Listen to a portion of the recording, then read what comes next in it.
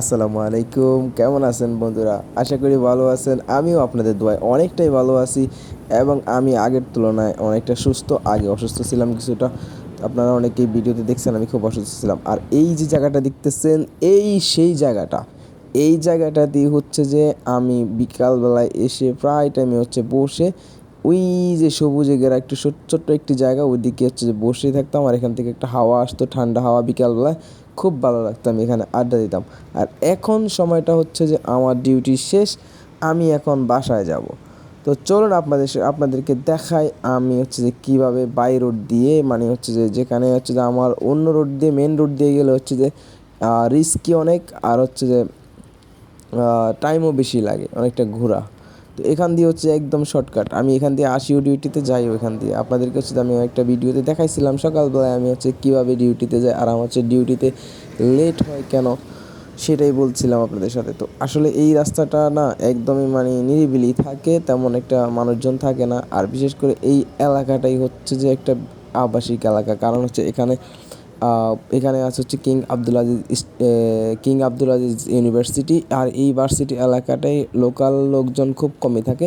এখানে বেশিরভাগই হচ্ছে যে একটু ভিআইপিরাই থাকে। আর এখানে সবগুলো আছে যারাই চলাফেরা করে, গাড়িতে চলাফেরা করে, মানে রোডের মধ্যে হচ্ছে হাঁটা চলা খুব কমই লোকজন থাকে। একদমই ফ্রি এলাকাটা। তাই এখান দিয়ে আমার যাইতেও খুব ভালো লাগে। আর দেখেন মনের আনন্দে হেঁটে যেতেছি, কোনো টেনশন ছাড়া, আর হচ্ছে ভিডিও করতেছি।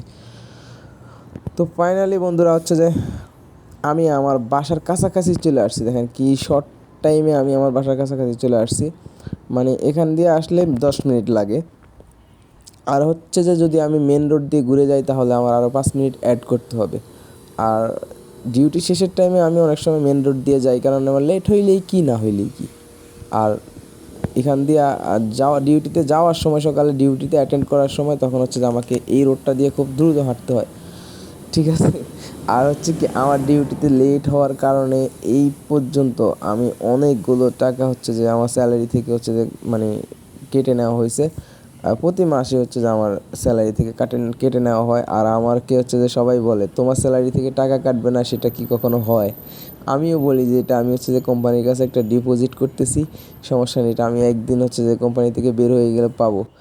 তো ফাইনালি হচ্ছে যে আমি আমার বাসায়, মানে যে হচ্ছে যেখানে আমি থাকি, আমাদের এসে এখানে হচ্ছে যে আমাদের অ্যাকোমোডেশন, মানে আমাদের রুম এদিকেই, এটা আমাদের হচ্ছে বাসা। তো এখানে চলে আসছি।